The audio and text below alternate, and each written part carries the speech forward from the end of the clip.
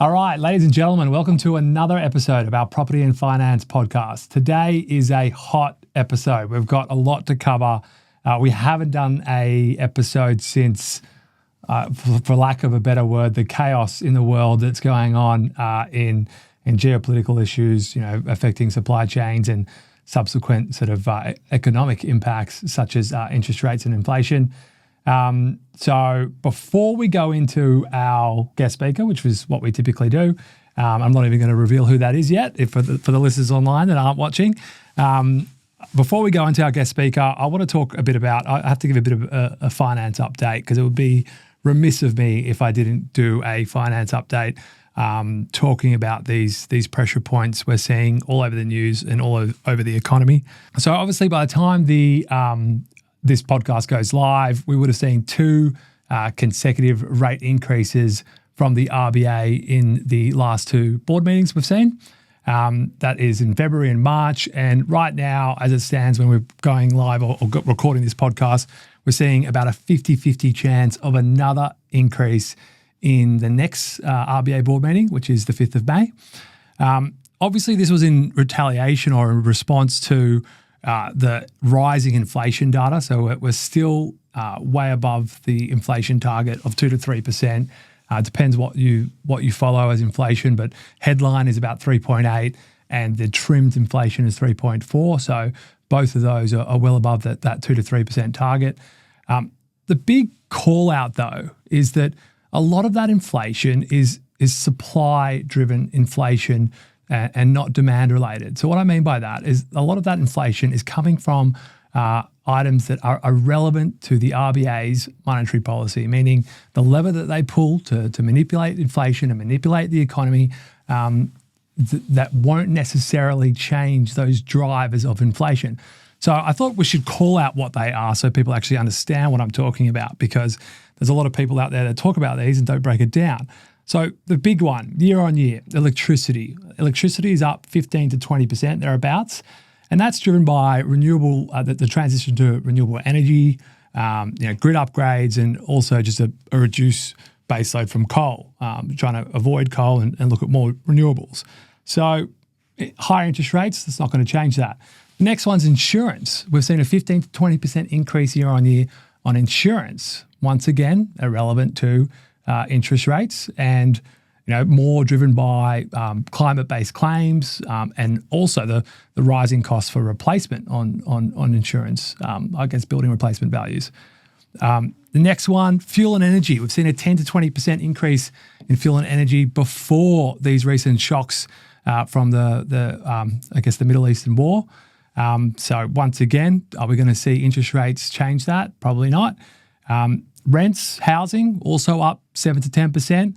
That's driven by housing undersupply, migration, and I guess years of underbuilding. Once again, interest rates not going to change that. And lastly, or actually two more to call out, construction and building costs up 5 to 10%. More driven by labour shortages, material costs, and supply chain constraints. And lastly, government spending and infrastructure. This is a big one that gets a lot of attention here and there. We've seen a very large physical stimulus and infrastructure pipeline. There's an argument to say that the government is overspending, which is supporting inflation. So I guess that the key takeaway from all these drivers is that these are supply side drivers. Higher interest rates don't produce more energy. It doesn't lower insurance premiums, and it doesn't build more houses. Right. Let's talk about what the RBA can actually do by increasing interest rates. The textbook stuff, by increasing interest rates, you reduce consumer spending, you encourage saving over spending. So whether you have debt or a savings account, you're going to have a higher rate of return on your cash. So that decreases spending as well. Increases mortgage stress, which just subsequently decreases disposable income. And also makes an impact on the currency. Higher rates generally mean a higher currency, just because we attract investment from foreign markets.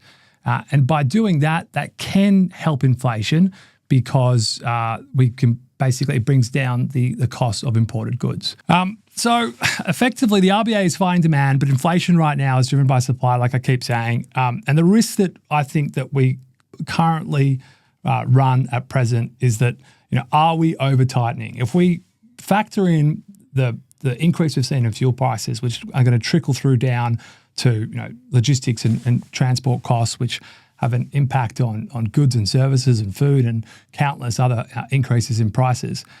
You could argue that this year alone, in 2026, we've effectively already seen thereabouts at 1% worth of increases if you factor in the changes of the shock on fuel and energy prices.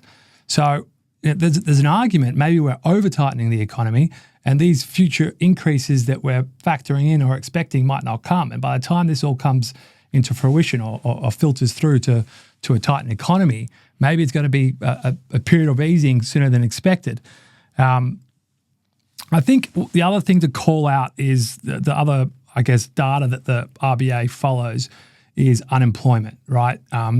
We've already seen unemployment increase recently, I think only a few weeks ago, by 0.1%. And I want to also highlight how much unemployment we need to see to impact the unemployment rate.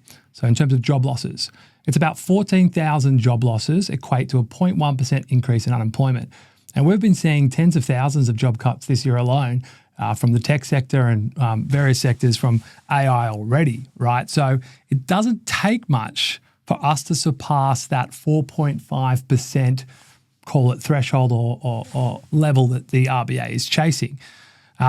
So I'm not being a doomsday prepper, but I'm saying perhaps the storm has already hit, and maybe this landscape is actually sort of providing some opportunities. And if you get your ducks in a row and you get ready to invest in either property or equities or whatnot, perhaps you're purchasing at optimal times. And just as quickly as it fell apart, it can turn around, right? So the moment that we see that the RBA is now cutting cash rates instead of increasing, you'll probably see sentiment and confidence go the other direction instantaneously. So I guess tying that into our next guest speaker, today we have a guest speaker who is very investor focused. In fact, their business is even called the Investors Agency. Darren, welcome aboard. Thank you, Theo. Thanks very much for having me, mate. That introduction was a very big mind opener. I think we've got a few pieces to unpack around that today, so I'm very excited to tuck in. Yeah, lots to unpack, and the landscape changes on a daily basis at the moment. But bit of background to the Investors Agency. So they've been around since 2019. However, Darren personally has been in the investor world of transacting on properties for investors for close to a decade. As you probably just heard in his South African accent, he's a biltong-loving union fan immigrant from South Africa since 2008. That's it, mate. Yeah. Springboks all the way.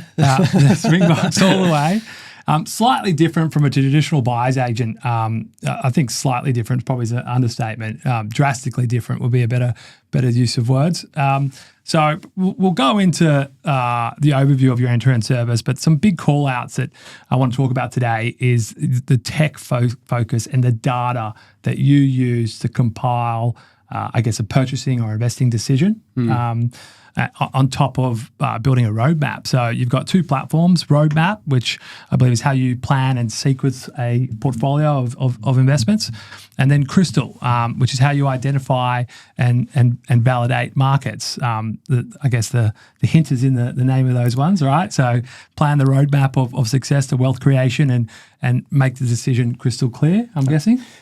We could go down that route, or looking into the crystal ball to see the future, really. Okay, so crystal ball as well. That's kind of where it came from. So firstly, let's just, tie back to that introduction. Yes, lots going on. I think you and I exchanged some words before this this podcast, and we both agreed that I think easing might be on the cards before people expect. So easing meaning a decrease in interest rates. It's the opposite of what's being forecasted out there right now, but I think we're tightening quite considerably as we speak. And once the data comes out, we'll probably realize that some decreases are essential. Did you share the same view? I do share the same view, but I think alongside that, there's a lot of work that needs to be done in terms of how that decrease, or that easing rather, is actually going to support the structures, because it's all good and well decreasing these rates, because what we know will happen is that it will do two things. Hopefully keep the recession away. But number two, it's going to obviously open up spending again. And by opening up spending, we're going to start to see more transactions inside the market. And as soon as those transactions come forward, we know that there's going to be a house increase again. And we expect that to continue to happen until there's a supply, enough supply rather to actually support that. So where do we get the supply from is really the question we need to answer. So yeah, I think that's a good call out that we mentioned before. The RBA can be on the front foot with the data that comes down, indicating an aggressive slowdown. And I think we can avoid a recession if we're on the front foot.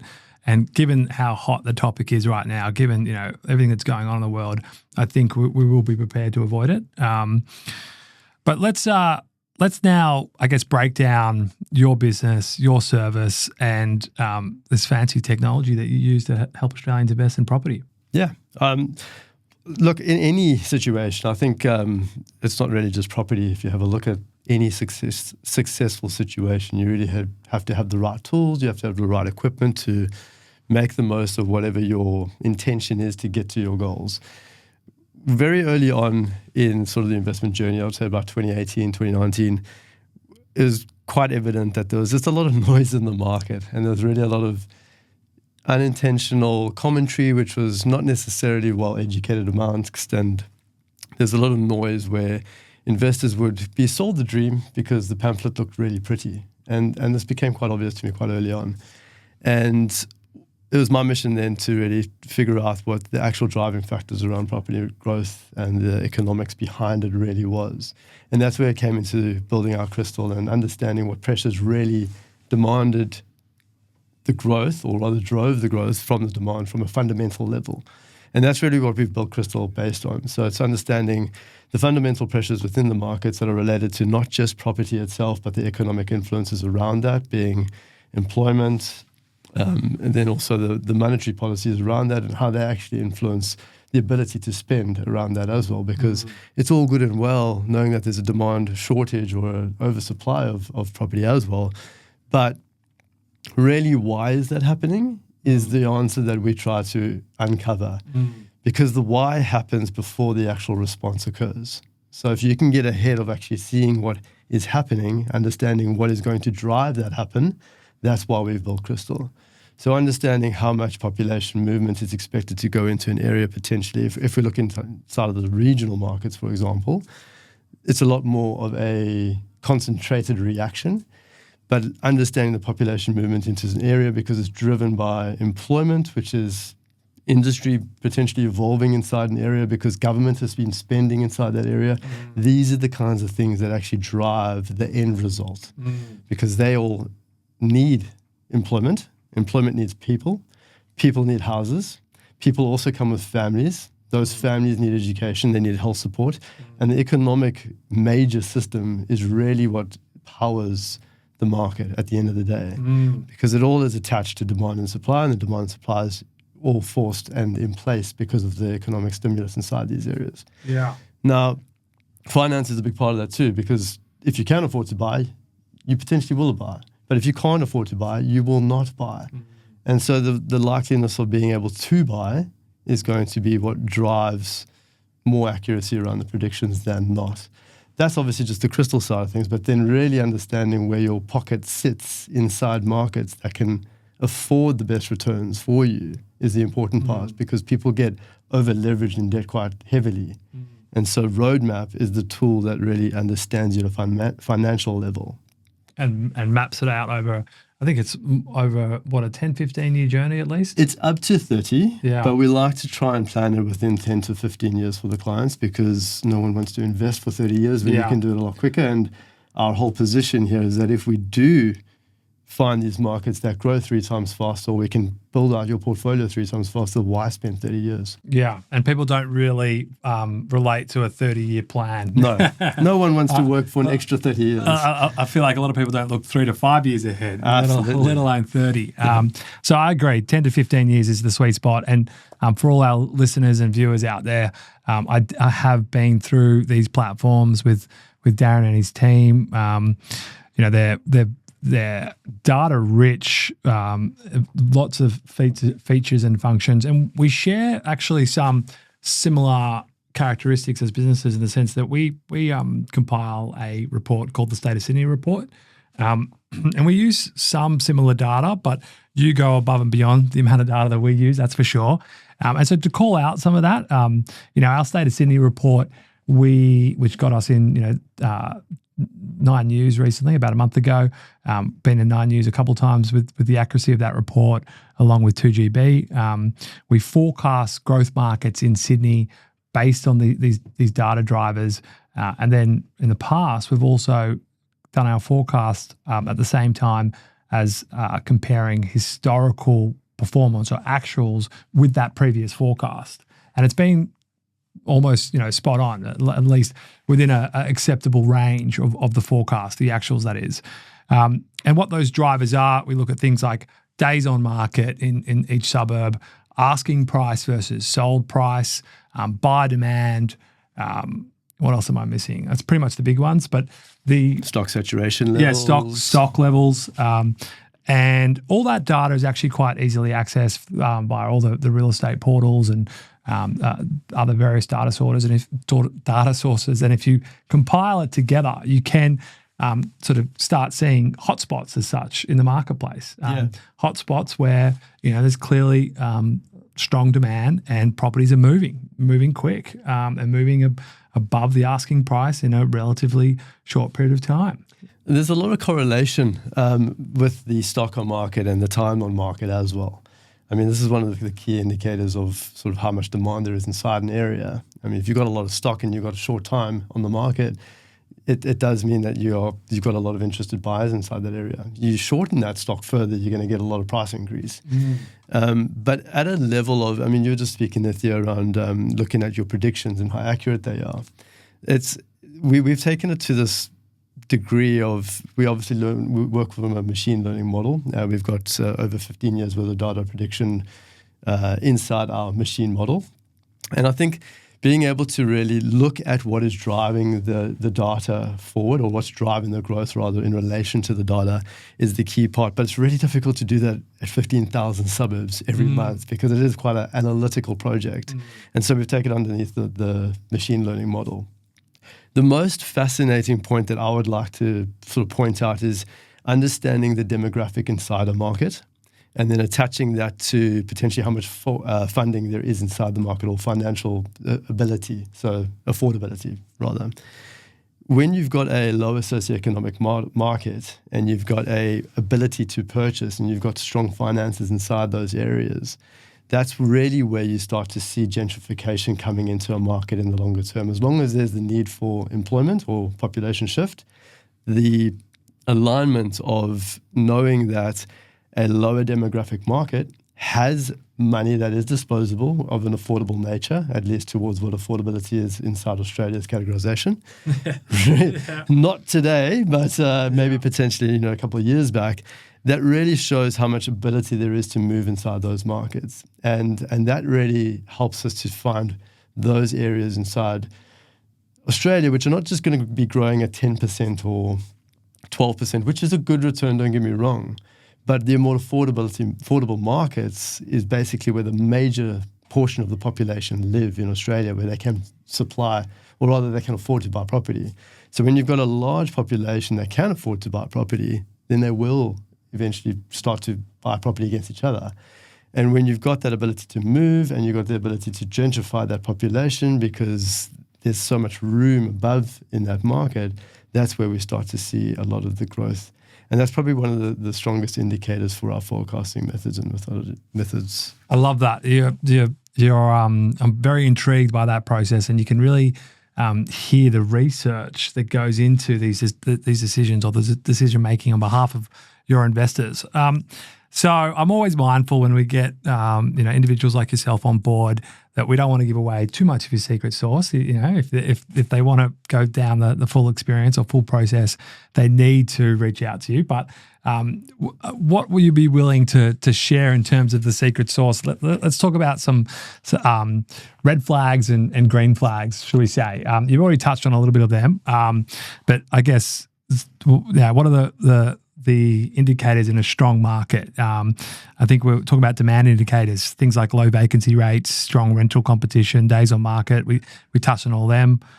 Economic and population drivers, employment hubs, infrastructure. How do you even get across all that? Yes. Great question. How do we get across it? Look, firstly, I'm absolutely happy to speak about this openly and honestly. I know how difficult it is to reproduce the system. So by all means, ask anything. I'm more than happy to unpack it. It's a very difficult and complicated process. But the way that we do actually categorize it is actually we do categorize it basically, because you can't assume a major metropolitan area to produce the same types of economics to drive returns as you would a outer regional or a rural area.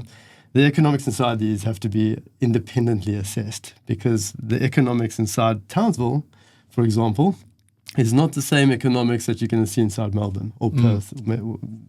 These are very different environments. So when you ask the question, what do you look for? It definitely is dependent on where you are looking and how you're assessing it. So for example, if we're looking at areas where there is a lower socioeconomic gentrifying population, you're looking at the data that's more attached to the lower percentile of the market. Now, for the listeners out there, the lower percentile is the more affordable assets inside a market. And you want to look at how quickly they are driving in value, or where they are in value in terms of the full percentile range. Are the top percentile at the top, and are they transacting fast? Because this comes down to stock on market and days on market. So if you have a large amount of transactions, but you have fewer days on market, and those properties are at the lower end of the market, you're going to be sitting still. But that's going to be attached to the amount of affordability that's inside these areas. So depending on where you're looking, you've got to really assess the data in that way. So I feel like that's your lens of the market as a whole. And since you encouraged the questions and said you don't mind giving any of the secret sauce away, can we put that into maybe some examples, some markets that you love and the drivers as to why? So at the moment, if we're looking at the greater scope of markets, and just to highlight greater scope, it's because you've called it out here and there, but just to spell it out, you look at markets across the whole of Australia. Correct. You're not just focused on Sydney like our State of Sydney report. You're looking at all markets across Australia, metropolitan and regional. Yes, that's right. Now, these very much influence each other at a state-by-state level as well. So we know that the regional Queensland markets did very well for a long time because Queensland's metropolitan went up in value extremely quickly and aggressively. So the outer areas became then more attractive and affordable, and there's a lot of stimulus supporting it. So those areas were doing well. If we're looking at, but I want to talk about this rather at a state by state for now, because Great. If you're looking at Tassie, we know Tassie is on the up and up. If you don't know it, it is on the up and up. Now you know. Yeah. But there are also areas inside Tassie, and more specifically inside Hobart, and even inside areas like Burnie, and even inside areas like Devonport. Those areas are reacting differently because there are still affordability areas and high affordability and low affordability areas.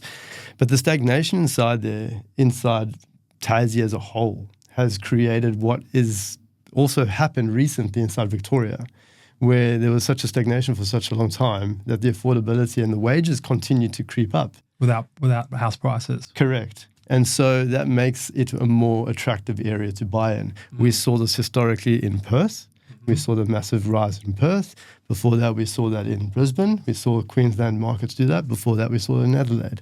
This is the cyclical nature of property investing, is that as areas start to go up in value, they become unaffordable, and other areas then become more affordable.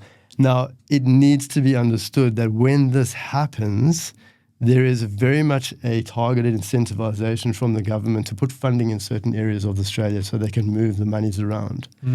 It's not that, oh, well, Queensland is now unaffordable, let's put more projects there. Wouldn't make sense, because sometimes projects will create jobs, and yes, they increase the salaries and the wages and stuff, but it would be easier to put into a lower profile market, something like what happened when we saw Brisbane going into the Perth markets. And then a lot of infrastructure goes into those areas to stimulate those economies because there's way more reason and movement available inside those areas because of the stagnation. So are you quite heavily across or heavily involved in all the government spending in these infrastructural projects? So the way that we do it is we do it through a large language model. There's obviously our primary learning model, which is our machine learning technology, and that's been trained for over 15 years with the data, and we have a look at the past against our predictions to look forward into the future, just like you guys do, to see what your accuracies are. But we take it further from that and we actually have a look at, okay, great, we know what is stimulating the market based off what our prediction model says. Let's look at what actual decisions in those days were made around finance, economics, stimulation of employment, really. Take that and have a look at what is existing in today's climate of the same nature and break that down to a value level to see what that forecast will look like. So we don't look at it by project level. We look at it where a funding level goes towards, what the funding is actually going to support from an infrastructure of economic support. Well, I have to call out selfishly there, which is somewhat irrelevant maybe to your business, but that's exactly what we did in our most recent asset syndicate for Shore Invest. Good to see we're on the same page. Yeah. We just successfully closed last month on an Ottaway industrial, what's called the Ottaway industrial asset in Port Adelaide. And a big driver for that was the fact that there's been, before February, we already knew a $3.9 billion in funding for the submarine construction yards in Osborne, right in call it the Port Adelaide precinct. Before that, there's been lots of talk about the AUKUS funding for the area, and also I think there was a $40 billion approved funding for 8 or 9 frigate ships that they're building down there as well. Yeah. Lots of reports coming out. CBRE mentioned something like 850 in a report of theirs. They mentioned 850,000 square metres of net lettable area will be consumed by the defence spending in the Port Adelaide precinct. Amazing. Which is a huge amount. Luckily, we've got 27,000 square metres of that down there now, that market. Yeah, actually, I saw that project. That's very exciting. Yeah. Almost jumped on board with that one. Yeah, we're very pleased about that outcome. We actually agreed. We went into DD on that one and sort of agreed terms exclusively to take it off market back in December. And the $3.9 billion in approved funding that got announced in February was just a bit of luck. But we knew that obviously there's lots of discussion of what's going on in the area. There's already defence spending in the area. Yeah. And just like all our assets in that in the Shore Invest pipeline, we bought it well below replacement value. The estimated replacement value was about double the price that we paid for the asset. We bought it at 52%. That's so I had to give a plug just because it's somewhat in reference to what you're talking about, chasing the government spending there. Well, we've already seen the numbers on that, and you've shown me those, and they're really exciting. Same. Well, it's the same fundamentals that you live and breathe in your decisioning, right? Low vacancy rates. The industrial market in Port Adelaide has the lowest vacancy rate for any industrial sector in Australia, 1.8%. So yeah, we're speaking the same language. That's it. And there's a massive need for it down there. And these are the kinds of data that you look at it from a project level, but we look at it from a funding level. And you are speaking now about Adelaide, and we are seeing the turn in market expectations from the sentiment of government injection, rather, not yet stock and times. But we know that the correlation is very much tied together. And so it's just a matter of time until we start to see it there too. We're talking about affordability a lot today, and that's a big driver down there, right? I can't believe we're already seeing it in our business. How I guess since COVID, individuals' employment has become a lot more transferable. Let's call it, and we saw a run for let's say the last 5 years here in Sydney and also in Melbourne, going up to the Sunshine State of Queensland for that exact reason. A lot of people could buy a family home twice the size for half the price, basically. So in Brisbane versus Sydney, let's say. And we're now seeing that in Adelaide, where I'm surprised, what some of our existing clients that are reaching out and saying, I can pack my bags, go down to Adelaide, and for the price of my apartment in Sydney, I'm going to get a 3-4 bedroom house with a nice block of land, and I can get the exact same job with the same employer. Yeah. This is the thing. It's really the percentile movement inside areas. I mean, but it's also the percentiles becoming new percentiles, because the 75th percentile, or the median, let's call it, because everybody knows what the median is, the median has increased dramatically within these markets. So as they become further and further and further out of reach, that has to move. It is just, people can't afford to. You're not getting a salary increase in the same rate as what property prices are going up. And that makes very logical sense to then either sit still, wait, pay off your mortgage, get your earnings, and then eventually move when you can afford it again, or find another option. And that's what you're talking about right there, is that there are people that are buying now in Adelaide because they will get more aggressive. And I think that the notice of access to options inside these areas is going to support a lot of investors, especially. But the median is changing. Yeah. So going back to some of that secret sauce, I hate to keep going back to it, but you spilt the beans on a couple of things. So I want to open up that a bit more about your flavour and what you're looking for. So you called out Tassie. I've only heard some high level data on Tassie booming. So that is interesting how you feel like it's almost old news and everybody knows about it, because that's not the case in here. We just touched on Adelaide. You're saying that you purchase in markets that are not just metropolitan but also regional. Do you want to call out some other favourite markets of yours and reasons why? Yeah, in New South Wales specifically, because we are attached to it, we can speak about Wagga. Wagga's got some really good expectations coming forward. We are early days there too. The Albury-Wodonga little border there between Vic and New South Wales is also expected to go quite soon. These come also in line with what has happened historically within the, again, affordability seems to be the constant here at the moment. And it's not, I don't want to get it confused, because affordability is not the only factor that drives growth. It really is not. But it makes a big difference. But it makes a big difference, especially in today's climate, because now today is everything about being able to spend money, because people just don't have that option. So on that note, sorry to interrupt you before you continue, can we call out like what you're looking at as a purchase price, like median price in these markets, because that makes it a lot more tangible or feasible, or in reach of a lot of investors, because some other markets in metropolitan areas, it unfortunately, with the deposit they have, they just can't even get in. Yeah. So in the New South Wales markets, specifically Wagga, you're looking at around the 550 to 650 is a good access point. It gives you the option to buy at the bottom end of an affordable buying stage market. So that means that there's going to be stronger ability for extra transactions inside that price point. And you want stronger transactions or more interest inside those price points, because that's where you're going to find the demand. And we know that demand drives price, price creates equity builds portfolios. So at that sort of 550 to 650, you're looking at around that in Wagga. Down in Tassie, you're probably looking at around the same price. To be quite honest, we look at things at an affordability level from the state, from the nation's perspective. So when we know that the nation can afford to buy property at $550,000 to $650,000 at a general level, obviously we're not talking about Sydney, you can buy a lot higher prices because people get paid a lot more. Affordability is stronger here. But when you're looking at the broader population that can afford more, you're looking at $550,000 to $650,000 or $700,000. So that's kind of where we then position our focus, is to find those value markets. So can I ask at that level, because in your detailed sort of roadmap and whatnot, you're obviously factoring in cash flow. At that level, let's say an 80% LVR, how's the position? Is it negatively geared, positively geared, neutral? No, it's going to be, look, an 80% LVR, you're going to be negatively geared. That's just the state that's the state of Australia. And what yields are you chasing? You're probably going to get about a negative 1% at a net level, because we speak at net, we don't speak at gross.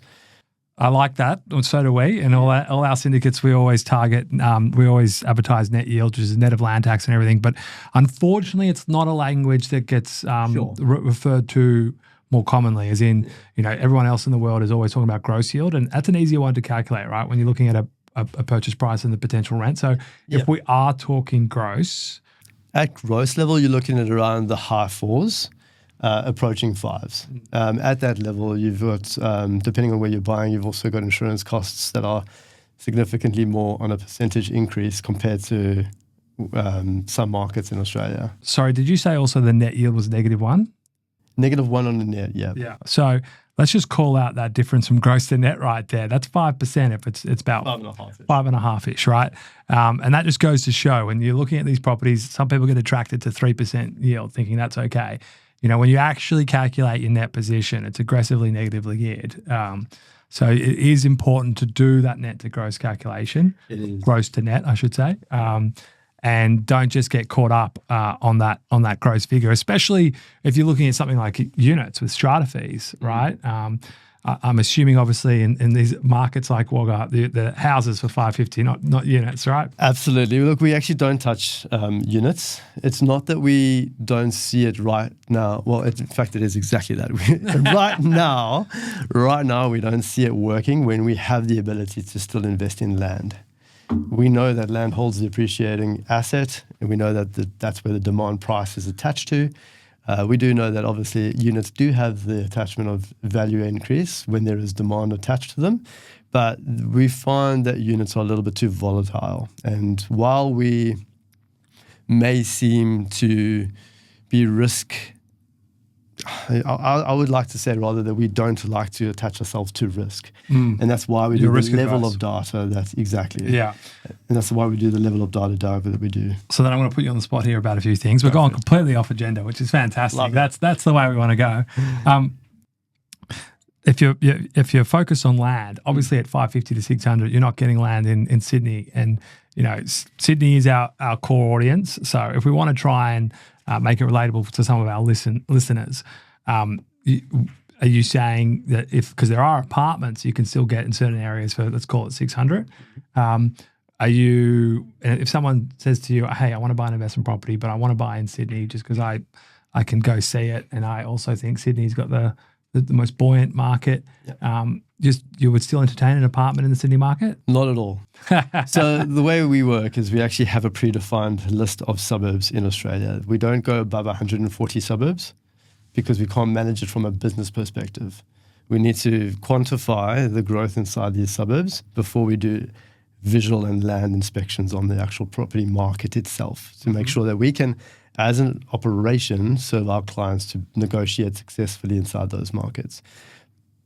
But we won't step into markets which are oversaturated from an affordability standpoint, which is, to me and to our data, I should be agnostic on that, is that it's a unit market in Sydney at the moment.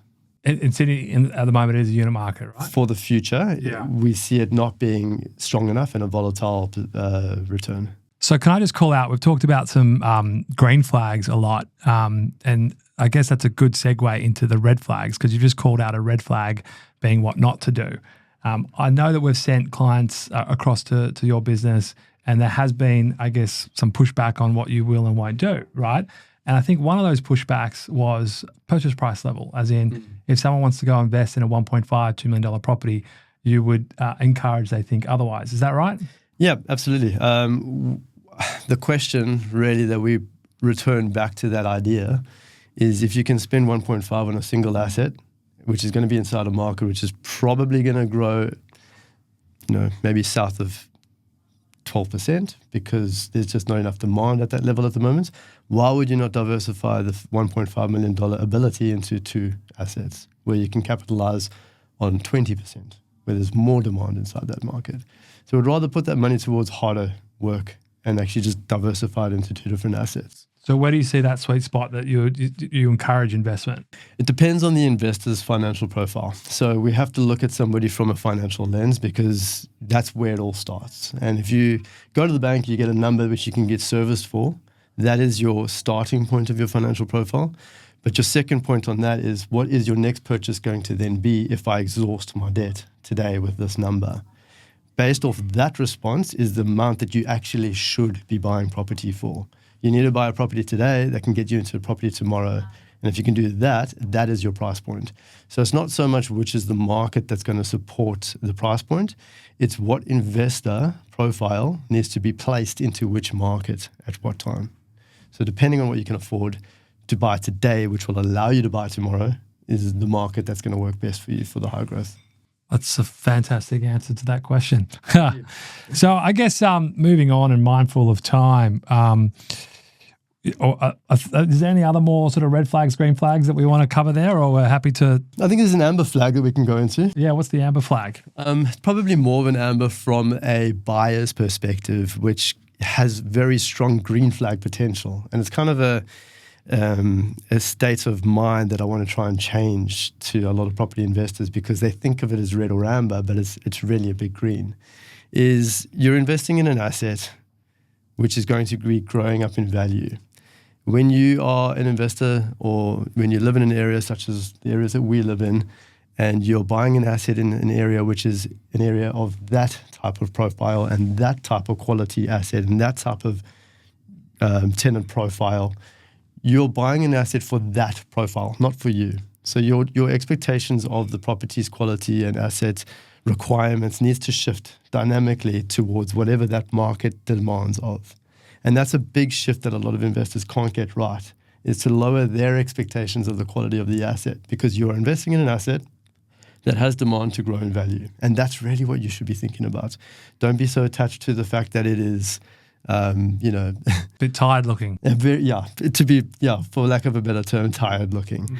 It's not about you and I. It's about what they are going to push in terms of value, or at least that demographic is going to push in terms of value for the asset that you're buying in that location. Mm. It's not really it's an amber that I really want to put green. Yeah, I understand. Do you make that sense? Yeah. And also, if it's a bit tired looking, sometimes there's an opportunity right there in capital uplift. A little cosmetic renovation, and you've got some appreciation, hopefully.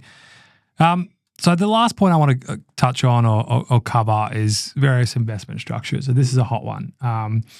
We see all types of fin influencers and property influencers and gurus, let's call them, all over socials that are talking about buying in a trust and, let me give you my road back to success, blah, blah, blah. And there is a lot of merit to what they say, but sometimes it can be quite overwhelming and confusing for the average consumer who might just be PAYG and never even seen a self-employed structure in their life. And some of those structures are more appropriate and suitable to self-employed individuals that can move money out of their business into trusts. But can we talk about what you see, what you encourage? The other one that we love here, obviously, which is one of our white label products that we specialize in, being SMSF loans. A lot of people are sitting on a decent amount of money in their superannuation. The old chestnut that we talk about is, I don't have that much money in super. I've only got like a couple $100,000. And it's like, when did a couple $100,000 become not much money? I know. That's the reality that we live in today. Yeah. So that we feel is lazy capital, especially if it's sitting in one of those industry super funds. Don't judge me for saying that, but we've seen a lack of performance in traditional super funds for almost 30 years. Yeah. I think something like 75% of them don't even meet the index as a benchmark. So various ways to invest, different vehicles. That was a little plug to SMSF right there. But let's talk about what you like, what you see, and I guess key considerations. Well, I love the idea of SMSF. I'll go into that first, and then I'll go into what I don't like. But SMSF, if you have the ability to get into an SMSF, do it right now. Do it as quick as you can, because there's nothing that, if you do it later in life, there's nothing that you're going to miss out on, or there's nothing that you can benefit from in doing it later on. You need that property to be in your portfolio for as long as you can, so it can cook as big as it can. There's that famous saying that says, the best time to invest in property or equities was 10 years ago. The second best time is now, right? Yeah. So waiting another 5 or 10 years is definitely not the solution. 100%. So when it comes down to there's obviously a structure set up with a SMSF. Get it done as quick as you can, put it into your portfolio, let it do the thing it needs to do. There's obviously a lot of limitations around buying an SMSF, so be aware of all of those. We are not financially qualified, so we don't talk about those.